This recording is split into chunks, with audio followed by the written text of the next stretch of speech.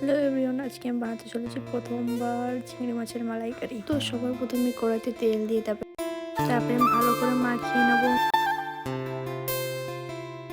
তারপর তেলটা গরম হয়ে গেলে কড়াইয়ের মধ্যে চিংড়িগুলো দিয়ে দেবো, দিয়ে তারপর হালকা হালকা করে ভেজে নেব।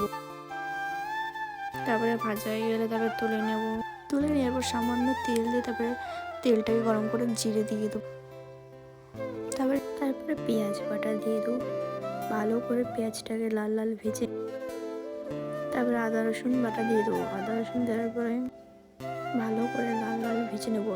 তারপরে লবণ, হলুদ দেওয়া আর লঙ্কার গুঁড়ো দিয়ে দেবো। লঙ্কা গুঁড়ো দেওয়ার পরে ভালো করে লাল লাল করে ভেজে নেবো।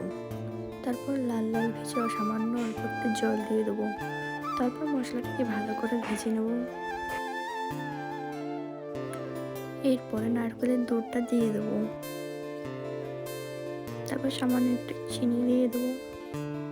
তারপর ভালো করে জ্বালিয়ে তারপর চিংড়িগুলোকে দিয়ে দেবো। চিংড়ি দেওয়ার পর কাঁচা লঙ্কা ছেড়ে দিয়ে দেবো।